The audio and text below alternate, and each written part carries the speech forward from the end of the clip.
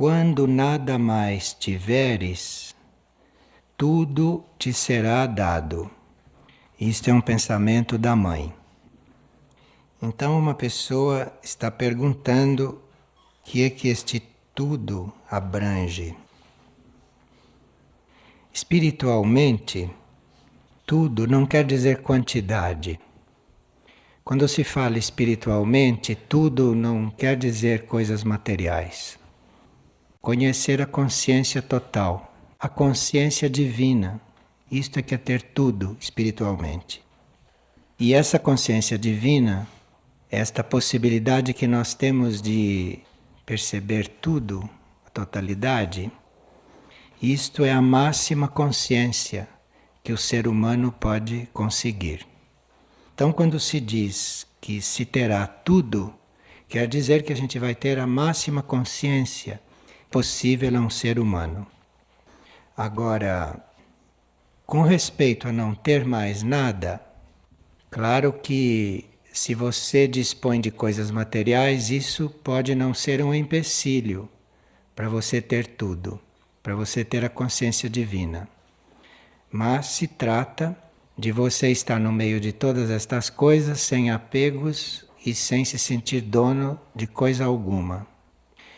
E ter contato com todas as coisas e estar com todos e até estar encarregado de coisas, mas como se não estivesse, completamente desapegado, completamente não envolvido com tudo.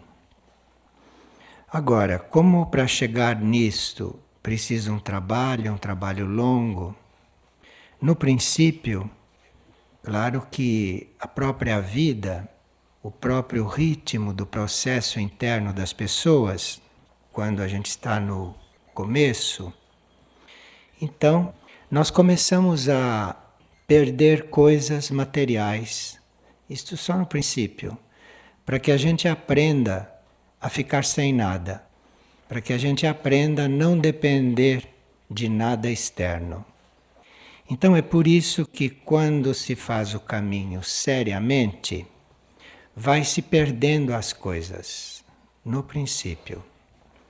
Porque depois que você está no caminho e que você já não está ligado a coisa alguma, aí pode fazer parte do teu trabalho, do teu serviço, você ser guardião das coisas. Mas aí quando as coisas vêm a você, você está ali a serviço, você está guardando aquilo para alguma coisa, para um plano. Então, no princípio, nós temos as coisas e devemos perdê-las. Devemos perder tudo realmente, para podermos estar livres. Depois que estivermos livres, aí o plano pode nos encher de coisas. Porque aí nós já somos capazes de zelar pelas coisas, sem ter posse por nada, sem desvirtuar o destino das coisas porque nós as sentimos nossas e queremos fazer delas o que queremos. Então, isto tudo é um trajeto que se faz. Agora, a mãe, quando disse, quando nada mais tiveres, tudo te será dado, ela quer dizer também, para quem está no começo, coisas materiais. Então, num outro texto, falando desse mesmo assunto, ela até cita que quando nós estamos no caminho seriamente, uma das primeiras coisas que acontecem é que os nossos entes queridos nos abandonam, nos deixam ou não nos compreendem, o que é a mesma coisa que deixar. Então a gente é incompreendido por aqueles que a gente ama. Isto invariavelmente, isto acontece com todos numa vida em que estão empreendendo este trabalho. E a mãe diz que não só perdemos os entes queridos porque eles nos deixam, como também perdemos as posses mundanas, perdemos as nossas ligações, perdemos a nossa posição. E ela pergunta, e para ganhar o quê? para ganhar a única coisa que vale, a única coisa importante, porque tudo isso não tem a menor importância, tudo isso que a gente acha que perdeu. Mas para a coisa mais importante, a única coisa que tem valor, segundo ela, é a divina consciência. Agora, quando se chega na divina consciência, aí de uma outra forma, pode ser que as coisas voltem, ou pode ser que a gente se torne um guardião das coisas. Mas aí a nossa atitude, a nossa consciência já é outra, e a gente não faz tanto mal para os outros e para as coisas por elas estarem perto da gente. Aí a gente já sabe cuidar disto de outra forma. O pensamento do dia, não é? Sugere que para nós chegarmos a este todo, se nós estamos querendo todo, se estamos buscando todo, nós não podemos ficar apegados nem ligados a uma parte do todo. Porque as pessoas, as coisas, os fatos, as posses, isso são partes do todo. Isso são setores do todo, migalhas do todo, são células do todo. Então, se você está ligado a uma parte, você perde a noção do todo. Você não tem como se ocupar do todo. A nossa relação com uma parte do todo, pode acontecer, é sempre um caminho, é uma etapa da nossa vida. Então, nesse caminho de união com o todo, em certos momentos nós temos ligações com partes deste todo. Temos que tratar com partes deste todo. Mas isto é temporário, e se nós não nos apegarmos a estas partes, nós vamos nos aproximando do todo. Então, você está lidando com uma parte do todo, não quer dizer que você não chegue lá. Mas depende de como você lida. Depende de como você está tratando com isto.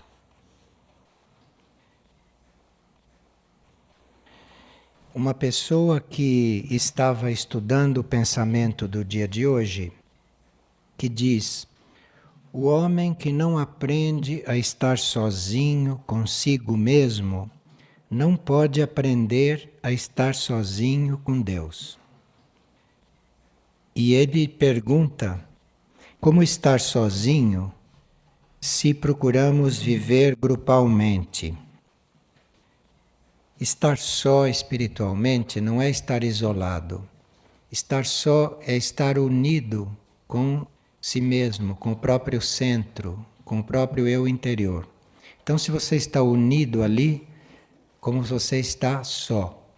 Agora, quem chega lá, quem chega a estar só, porque para chegar lá precisa querer só aquilo, ter aquilo como prioridade. Não tem nada a ver com a vida externa isso. Não tem nada a ver com quem você se dá, com quem você está externamente. Isto é uma atitude interna, é um estado. Você pode estar com todo mundo e estar só, e estar lá dentro. Isto não quer dizer estar isolado. E enquanto você não consegue estar só lá dentro, enquanto você não consegue esta estabilidade no seu próprio centro, de forma que nada te tire de lá, isto é que é estar só. Enquanto você não consegue isto, você realmente não consegue estar unido aos outros. Então isto não é um caminho para você se isolar, é o contrário. Você precisa aprender a estar lá inteiro, porque é lá dentro que você realmente encontra tudo e todos, não é fora não. Então isto é o caminho verdadeiro para você estar unido a tudo e a todos. E é muito diferente você estar unido a tudo e a todos lá dentro e estar unido aqui fora. Isto é muito diferente. Porque aqui fora é uma falsa união, outras dimensões, outro plano, outras circunstâncias. Principalmente no plano físico, esta união é muito limitada e depende muito de outros planos, de outros níveis. Depende da mente, depende do sentimento, depende do etérico. Então isto tudo é muito condicionado, muito duvidoso, muito imperfeito. Agora, se você desiste de tudo isto Se você fica exclusivamente lá dentro, você gradualmente vai começando a perceber tudo e todos. Então não tem nenhuma contradição com viver em grupo. E outra pessoa diz: a parte negativa minha é muito forte. Haverá chance de mudança para mim neste sentido? Olha, a parte negativa de uma pessoa, por mais forte que seja, ela é temporária, ela não é eterna. O que nós temos de negativo é temporário. A nossa parte positiva é o que conta. É a nossa parte positiva que é eterna, que representa a nossa essência. Então, se a parte negativa é muito forte, é preciso invocar a positiva, porque por mais forte que seja a negativa, ela não é fixa, ela não faz parte. Ela é temporária. Mais cedo ou mais tarde ela vai desaparecer, ela vai ser resolvida. Ao passo que a positiva não. A positiva é aquela que conta e é aquela que representa a nossa nova consciência e a nossa nova situação. Então, para nós resolvermos este impasse de termos uma parte negativa e termos uma positiva, então para nós resolvermos este impasse, a nossa concentração deve se manter no que nós temos de positivo e não no que nós temos de negativo. Então a nossa concentração deve estar naquilo que nós vamos ser. Se é que a nossa parte negativa é tão grande, você não fique concentrado aí, você fique concentrado naquilo que você vai ser um dia, naquilo que você quer chegar, lá que você se concentre. Então não tem desculpa. Se a pessoa se acha muito negativa, ela não tem desculpa não ter o bom em que se concentrar. Ela se concentra no que ela quer ser, naquilo que ela vai chegar, em lugar de ficar pensando no negativo. Tem pessoas que reprimem desejos, reprimem os próprios movimentos errados, reprimem o próprio egoísmo, mas só reprimir isto não adianta, porque volta, isto emerge. Então é preciso não só você controlar, mas ao mesmo tempo invocar a luz, invocar, pedir a luz. Você controla e invoca a luz, porque aí não fica reprimido. Aí vai ser realmente resolvido. Porém, depois de um certo ponto do caminho, nós realmente não precisamos mais ficar nos ocupando de reprimir esta parte negativa, porque já nos ocupamos suficientemente com a positiva e já nos ocupamos suficientemente com aquela invocação da positiva. Então, quando a gente já está habituado a invocar a parte positiva, quando a gente já está habituado a se concentrar na parte positiva, o melhor é não se ocupar mais da negativa, nem para reprimir, como se ela não existisse. Então, a repressão do negativo é um ponto do caminho. É o princípio do caminho. Mas depois que você está firme no positivo, o negativo vai fazendo ali o trajeto dele em paralelo e vai diminuindo cada vez mais a sua importância sem você se ocupar dele, sem você estar sequer olhando para ele. E é nisto que se precisaria chegar. Porque você se ocupar de tratar, de reprimir, de controlar toda a sua parte negativa, isso é muito importante, enquanto você não está estável na positiva. Mas você estando estável na positiva, não se ocupe mais do negativo. Quando ele emerge, você olha e reforça a positiva. Ele emerge de novo, você vai para a positiva. Você não se ocupe nem quando emerge. E aí vai desvitalizando, aí vai diminuindo esta força. Agora, para isto correr bem simplesmente, sem nenhum problema e sem desequilíbrios, então é preciso estar realmente, além de estar considerando o positivo, estar realmente disposto, disponível para ir desenvolvendo o ritmo da alma, para ir manifestando a alma. Porque aí é a alma que vai resolvendo toda esta química.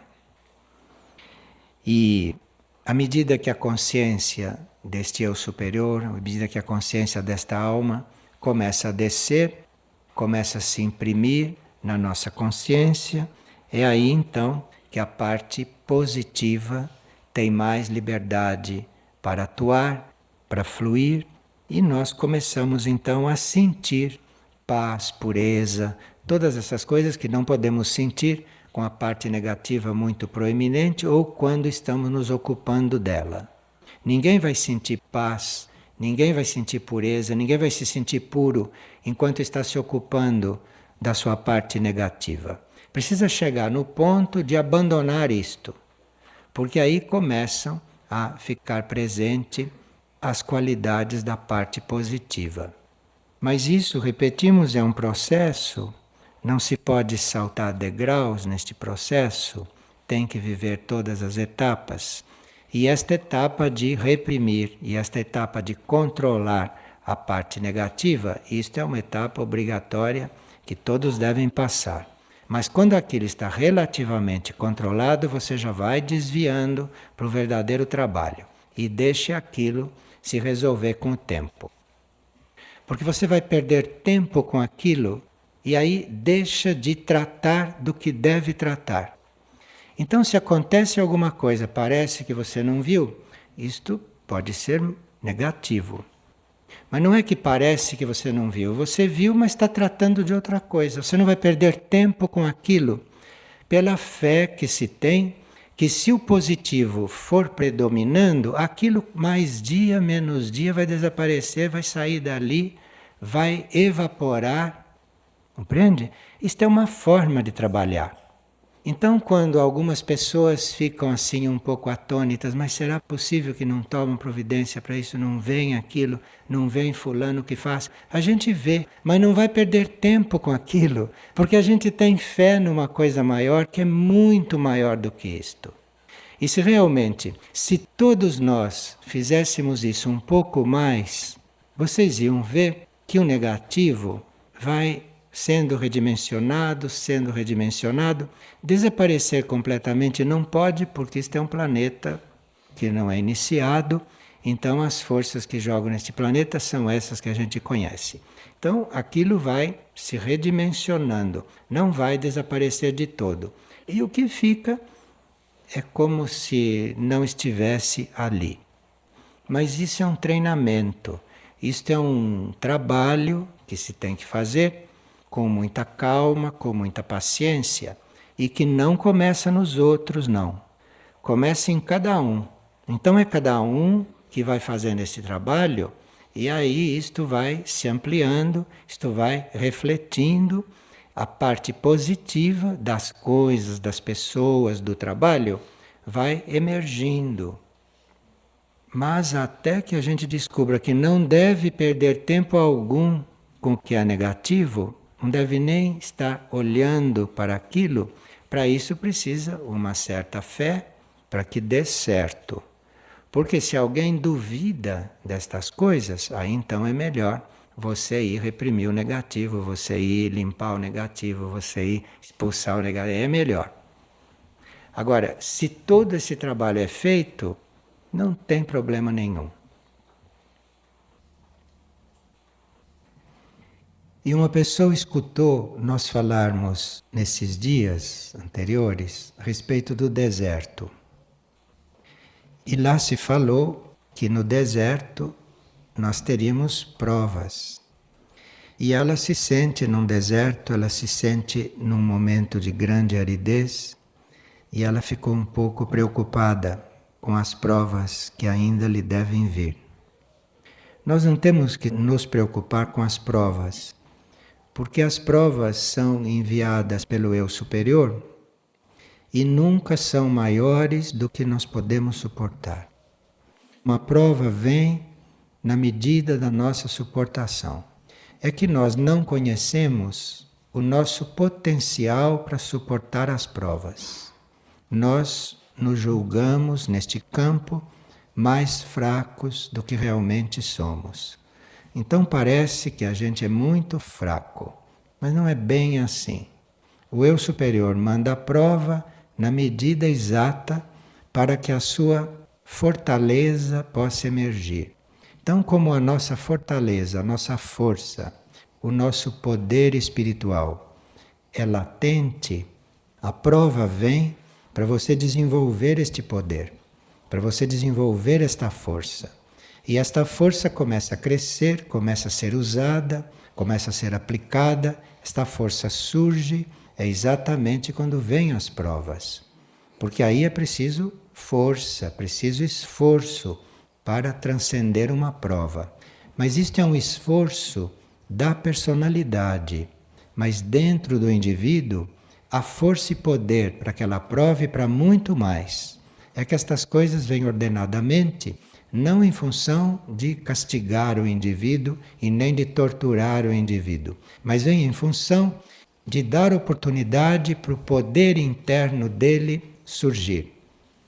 À medida que ele faz o esforço, este poder responde e vai emergindo, e as provas vão se tornando muito naturais para uma pessoa que faz este caminho. E quando vão surgindo as provas, o indivíduo fica bem mais seguro, porque ele disse, bom, se eu estou passando por esta prova, é porque eu devo ter alguma força, senão eu não passaria por esta prova. Então o indivíduo, cada vez que recebe uma prova, ele fica grato, porque isto quer dizer que chegou a hora da força dele emergir. Então ele fica grato diante de uma prova. Ele vai crescendo, ele vai ficando adulto através das provas. Então não há o que temer com respeito às provas. E esta mesma pessoa, ela tem observado que ela tem muitas qualidades, muitas capacidades, mas ela tem a sensação de que tudo isso está reprimido, que isto não está sendo usado. Às vezes nós temos capacidades que desenvolvemos em vidas anteriores. Essas capacidades já foram desenvolvidas, já integram o nosso ser, e por terem sido desenvolvidas, provavelmente nós não vamos usá-las agora especialmente, porque naquele campo a gente já tem um certo desenvolvimento. Então o que a vida nos pede são coisas para desenvolver outros aspectos que nós ainda não temos desenvolvido. Então eu posso saber pintar, eu posso saber música, eu posso ser um artista, e de repente a vida me pede para fazer uma coisa completamente diferente do campo da arte. É sinal que é aquilo que eu tenho que desenvolver naquela vida. É sinal que naquela vida eu não tenho que continuar fazendo aquilo que eu já aprendi. Eu não posso me esquecer nesta vida, enquanto estiver nesta memória, de uma coisa que me disseram muitos anos atrás. Eu perguntei, aquele indivíduo é meio estranho, não? Mas ele, assim, aparentemente é tão anônimo, mas tem alguma coisa lá dentro. E era uma pessoa assim completamente que não chamava a atenção de ninguém, que muito simples, muito retraído. Que coisa estranha, o que tem ali dentro? A pessoa me disse quem estava lá dentro. E era um famoso músico do passado. E que nessa encarnação, além de estar numa figura totalmente anônima, não tinha absolutamente nada que ver com a música. Porque músico ele já tinha sido, e agora ele teria que experimentar não ser conhecido, para equilibrar todas as formas, pensamentos que o mundo fez sobre ele. O mundo criou uma tal forma pensamento sobre aquele ser, que ele teve que equilibrar isto se tornando um anônimo por um período para poder suportar aquela carga dos outros o conhecerem. São coisas da vida aqui. E claro que se uma pessoa teve alguma encarnação muito proeminente, provavelmente o eu superior vai lhe dar uma encarnação seguinte de mais contenção. Você pode chamar de repressão, mas não sei se isto é assim. Então, toda esta grande expansão pode estar sendo contida para haver no interior do ser certos equilíbrios. E depois das coisas equilibradas, então recomeça a trajetória ascendente, com mais equilíbrio. E será bom que a gente não fique se limitando à observação externa da nossa vida, porque o que se passa externamente na nossa vida é apenas uma aparência, é apenas uma forma, um meio do ser interior evoluir, do ser interior crescer. E não há nenhuma razão para ter ansiedade por querer fazer as coisas, por querer aplicar o próprio potencial. Nós temos que nos entregar, temos que estar disponíveis ao plano evolutivo. E o plano evolutivo inclui tudo e todos. Não tem nada fora do plano evolutivo. Então você fica entregue, você fica disponível para colaborar no plano evolutivo e aí vai haver um processo e você vai colaborar naquilo que for melhor para você colaborar agora. Aqui uma pessoa está perguntando se nós podemos trabalhar a harmonia entre a polaridade masculina e a polaridade feminina sendo casados. Se nós podemos estar trabalhando a androginia sendo casados. Pode, se as duas pessoas tiverem no mesmo nível de consciência. E se as duas pessoas estiverem fazendo o mesmo trabalho, sendo casadas, claro que uma vai ajudar a outra a fazer o trabalho. Agora, como a androginia é um trabalho que se faz na consciência e na alma, os obstáculos externos para isto acontecer não devem perturbar o trabalho que o indivíduo está fazendo. E um matrimônio pode ser uma ajuda para se trabalhar isto. E um matrimônio pode ser um obstáculo. Se o matrimônio for um obstáculo, está ao indivíduo encontrar a forma de fazer o seu processo apesar do obstáculo. Isto é a tarefa dele. Esta que é a coisa colocada para ele viver naquele momento. Agora, quando se trabalha essas coisas, não se pode estar esperando um resultado imediato, porque estas coisas vão num ritmo interno, estas coisas vão num ritmo da alma, e essas coisas não são computadas como tempo material. Aqui uma pessoa, acho que em sintonia com os trabalhos que foram feitos esta manhã lá no estudo, ela despertou com uma forte dor nos ombros. E depois, quando ela caminhava, esta dor foi aumentando, até que a coluna vertebral dela toda era uma coisa muito sensível. E num certo momento ela notou que não conseguia respirar. Aí ela estava nesta situação quando se lembrou do cassete Cura Cósmica. E quando ela se lembrou daquele cassete, ela pensou que ia ter uma abertura com aquilo. E em seguida tudo aquilo desapareceu. Claro que estas sensações todas e essas dores todas, ou toda esta situação etérica física, estava representando algum concentrado de forças ou de energias que ela teria que liberar. sentindo as dores, ela em consciência liberou. Ela em consciência se conectou com a cura, como diz ela, com a cura cósmica. Então, quando ela se conectou com a cura cósmica, ela liberou tudo aquilo. E aí, tudo aquilo desapareceu.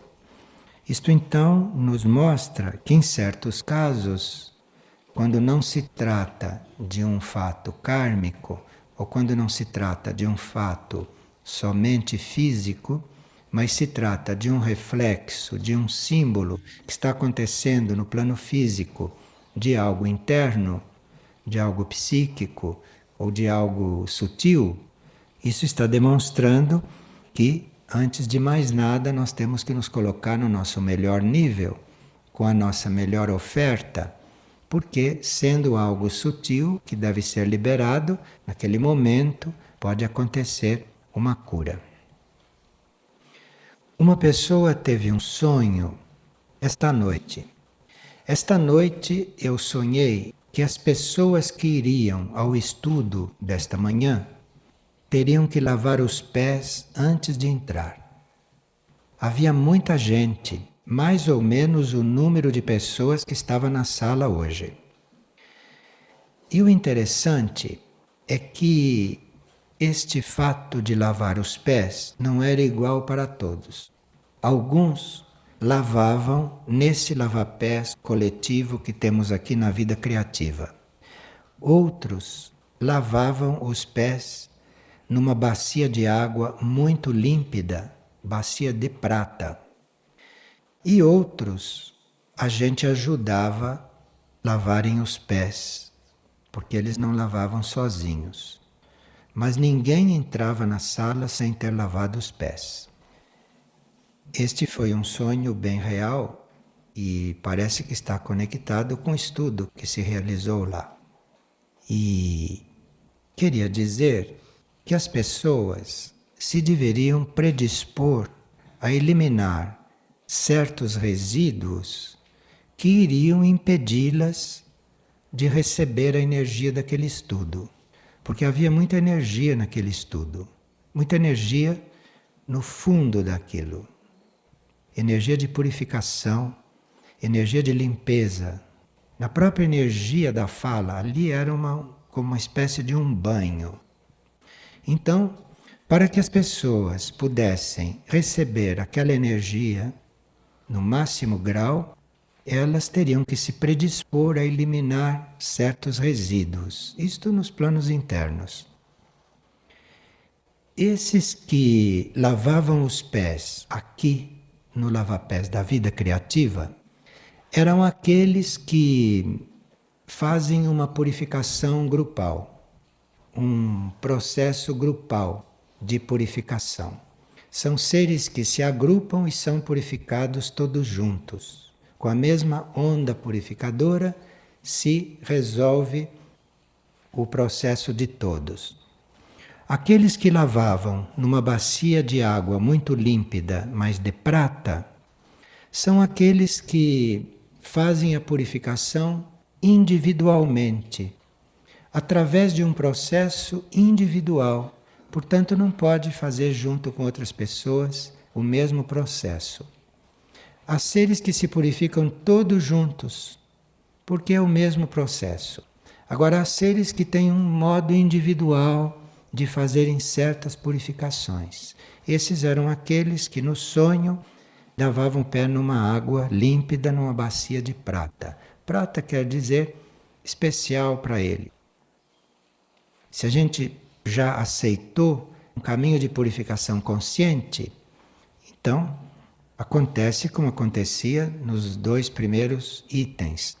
Mas se uma pessoa ainda não tem consciência que ela está no caminho da purificação, ela tem que ser ajudada a se purificar. Então, são esses que se ajudava a lavar os pés. E isto são movimentos nos planos sutis, nos planos internos, que a energia organiza para que o concentrado de energia que acontece num estudo não seja desperdiçado.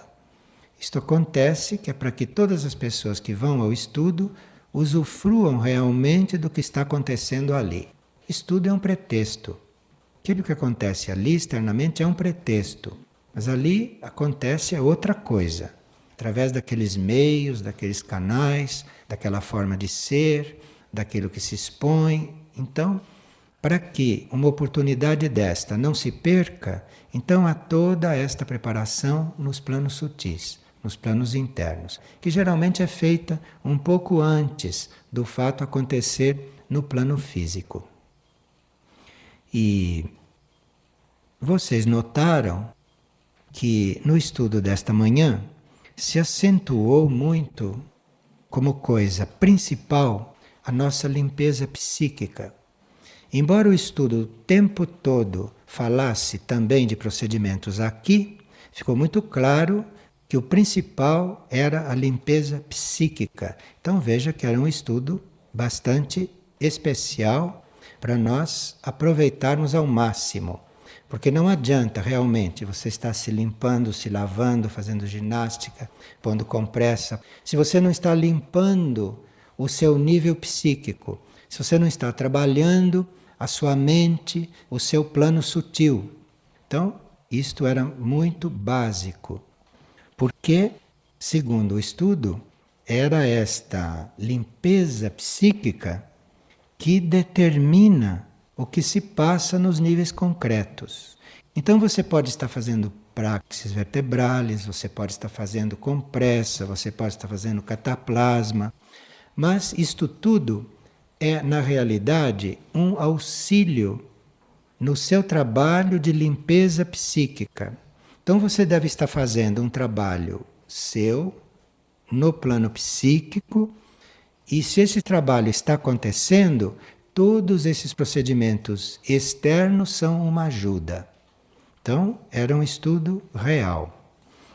Agora, um outro ponto que a gente gostaria de acrescentar é o seguinte, que todos esses procedimentos não são uma questão de quantidade.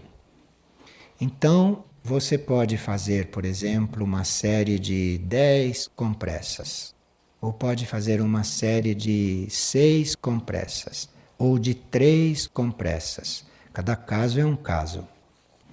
Nós teríamos que ter presente que, se uma compressa for feita conscientemente, e se você estiver realmente fazendo psiquicamente, internamente, com a sua consciência, o que corresponde ao que a compressa está fazendo, enfim, se ali existe um trabalho em todos os planos, talvez baste uma compressa. E com uma compressa a coisa se resolve. Então, depende de como nós fazemos um cataplasma. Depende de como nós tomamos um chá. Aquilo pode ser único e não precisar de outro. Se precisa mais que um, pode ser por muitas razões que não vêm ao caso, né? E que só Deus sabe. Mas se precisa mais que um, talvez seja porque não esteja sendo feito totalmente. Isto é um princípio que não é só para esses procedimentos. Vocês sabem que existem certos medicamentos e certas formas de se tratar as pessoas que se chama de dose única. Então tem formas de tratamento em que a gente recebe uma pequenina cápsula e é só. É só uma cápsula e pronto. E o tratamento está feito. Claro que isto pode não acontecer com todos, porque isso está naturalmente coligado com a forma como você faz aquilo, a forma como você recebe aquilo e o seu trabalho. Porque aquele material que está numa cápsula, ou numa gota, ou num procedimento, ali tem tudo o que é necessário. Tudo o que é necessário já está ali. Você repetir aquilo igual, quer dizer que aquilo não foi absorvido a primeira vez. Mas na primeira vez já havia tudo. Depende de como você vai receber, depende de como aquilo vai poder agir nos seus corpos, depende de se os seus corpos estão receptivos àquilo, estão colaborando com aquilo. Então você toma uma gota e, se tudo for bem, não precisa tomar nunca mais, porque aquilo já agiu, porque aquilo tem tudo o que é necessário. Assim como a graça tem tudo. Então, nós podemos estar diante desses processos, não? Externos, materiais, de nos tratar, de nos cuidar ou de nos curar. Temos que estar diante disto com uma atitude evolutiva e não estarmos cada vez mais acomodados a esses sistemas de nós nos tratarmos. Então pode ser que por karma uma pessoa tenha que passar por procedimentos contínuos durante muito tempo. Pode ser. Mas pode ser também que alguém que esteja passando por procedimentos contínuos esteja se pedindo a ele para ele aprender a se curar, para ele aprender a autocura, para ele aprender a lidar com isto. Se ele aprender a lidar com isto, de repente ele pode ficar liberado destas coisas externas, destas coisas físicas, destas coisas que nós chamamos de tratamentos materiais. Com isto nós não queremos dizer que nós que estamos fazendo tratamento contínuo há tanto tempo, devemos parar porque já recebemos tudo. Não se está dizendo isto. Se está falando que nós não devemos estar acomodados a qualquer tipo de tratamento e que nós devemos ver todos os tratamentos e todas essas ajudas materiais como um meio, um recurso, um instrumento para a cura acontecer, para a saúde acontecer, mas isto tudo não deve ser entregue só ao terapeuta, só ao medicamento ou só ao instrumento, mas o principal elemento ali somos nós. Nós somos o principal. Então, o principal somos nós. O principal é a nossa atitude. É como nós estamos naquilo, como nós estamos colaborando. E aí, tudo que está acontecendo vai poder agir muito mais, ou vai precisar agir muito menos. Depende do caso. Então, isto é a contribuição que a gente gostaria de dar para este tema, que não é uma questão de quantidade, mas é uma questão de qualidade e uma questão de sintonia. Agora, a qualidade e a sintonia nós não devemos esperar do outro. Qualidade e a sintonia é em nós que nós devemos encontrar e depois entregar. E isto é muito verdadeiro, porque eu tenho recebido aqui várias partilhas de pessoas que só por estarem aqui neste centro espiritual já passam por grandes transformações. Nem chegam a conversar com o terapeuta, nem chegam a ter contato com os processos que aqui são usados. Nós estarmos num lugar como este, ou estarmos fazendo este processo e nos lembrarmos da sintonia, nos lembrarmos da nossa sintonia e da qualidade da nossa presença aqui. Então, muitas coisas vão acontecendo sem que nem a gente tenha consciência. Vão acontecendo sem que se precise fazer nada de concreto naquele campo. Agora, todos aqueles de nós que precisam dos tratamentos, que precisam das coisas concretas, vamos ficar todos agradecidos de ter todas essas coisas. Mas temos presente que é a qualidade, é a sintonia que é o principal. E que estas coisas não deveriam ser para nós muletas. E essas coisas não deveriam ser para nós algo com que a gente conta para estar sempre bem, sempre equilibrado, sempre harmonizado, ou para estar em pé. Nós não devíamos estar nesta atitude, de estarmos encostados nestas coisas, mas de estarmos muito dinâmicos, que é para estas coisas poderem ser da maior ajuda possível.